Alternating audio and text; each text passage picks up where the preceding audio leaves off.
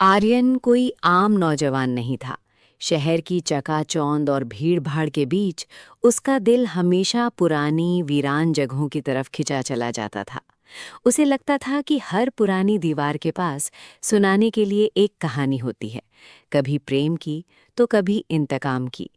जब उसने अपनी तीसरी किताब लिखने का फैसला किया, तो उसने हिमालयन फुटहिल्स के पास बसे एक ऐसे गांव का चुनाव किया, जिसका नाम नक्शों पर भी मुश्किल से मिलता था।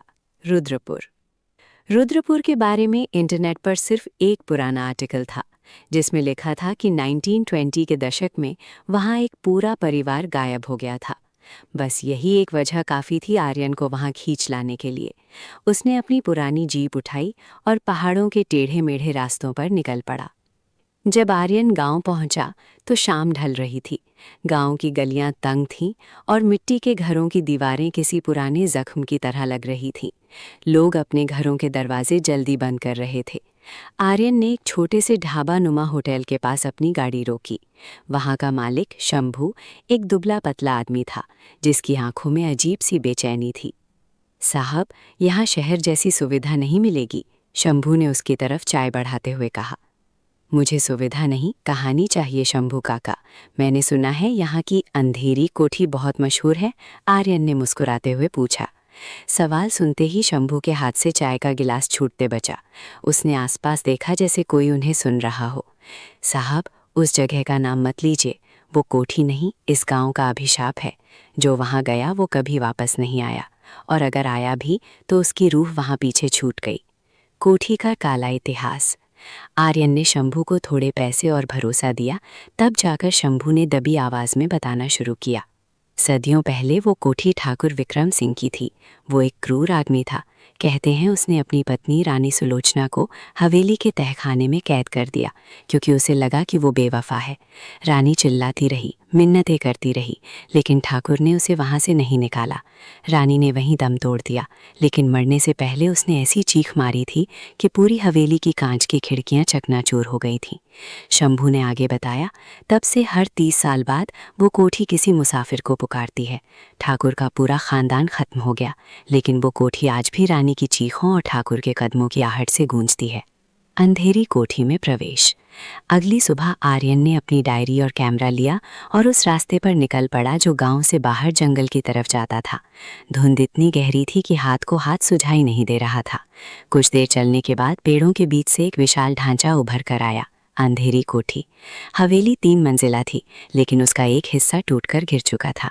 दीवारों पर काई जमी थी और खिड़कियां किसी काले चश्मे की तरह लग रही थी, जिनसे अंदर का अंधेरा बाहर झांक रहा था।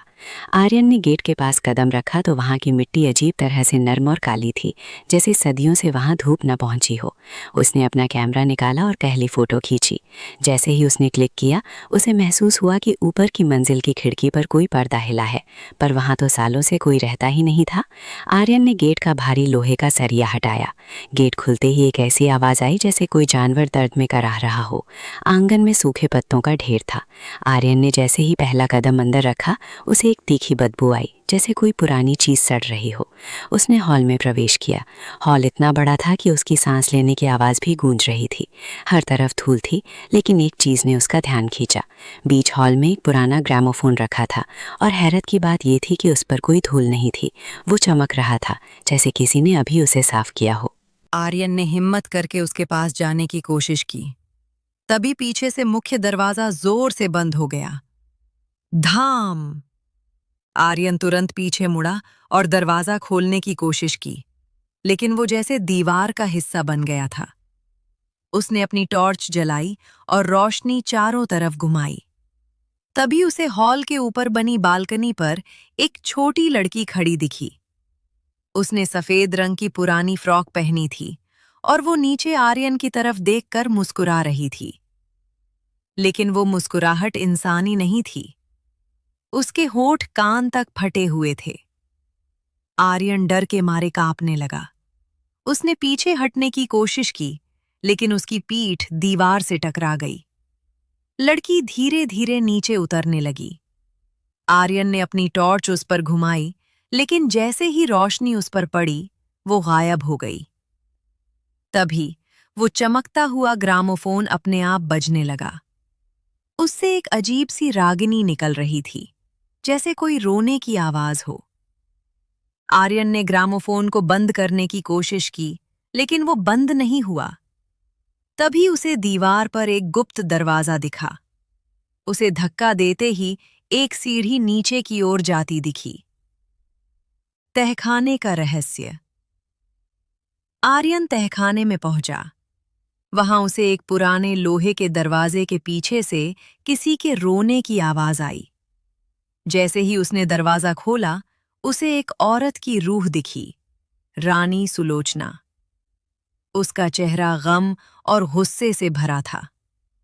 उसने एक दीवार की तरफ इशारा किया, जहां एक ढांचा जंजीरों से बंधा हुआ था। वो ठाकुर विक्रम सिंह था। रानी ने उसे वहीं कैद कर दिया था, ताकि वो भी उसी तड़प के साथ मरे। अचानक हवेली का तापमान गिरने लगा। ठाकुर की रूह एक काली परछाई के रूप में हाथ में तलवार लिए प्रकट हुई। आर्यन को अपनी जीप में मिली पुरानी डायरी याद आई। उसमें लिखा था, अगर ठाकुर की रूह को रोकना है तो उसके पुराने खानदानी सामान को आग देनी होगी। अभिशाप का अंत। आर्यन अपनी पूरी हिम्मत जुटाकर ऊपर हॉल की तरफ भागा। ठाकुर की रूह उसके पीछे थी। आर्यन ने हॉल में रखी लालटेन उठाई और उसे जोर से उस ग्रामोफोन और पुराने फर्नीचर पर दे मारा। पल भर में आग की लपटें उठने लगीं। पूरी कोठी आग की चपेट में आ गई। ठाकुर की रूह उस आग में घिरकर दर्द से चिल्लाने लगी। आग की गर्मी से कोठी की दीवारें हिलने लगीं। आर्यन ने बंद दरवाजे को पूरी ताकत से धक्का दिया और इस बार वो खुल गया। बाहर निकलते ही उसने पीछे मुड़कर देखा। रानी सुलोचना बालकनी पर खड़ी थी। उसके चेहरे पर एक सुकून भरी मुस्कुराहट थी। देखते ही देखते वो धुएं में विलीन हो गई। सूरज की पहली किरण के साथ अंधेरी कोठी राख का ढेर बन चुकी थी। गांव वाले वहां इकट्ठा हो गए थे। शंभू ने आर्यन के कंधे पर हाथ रखा। साहब, आज इस गांव का बोझ उतर गया।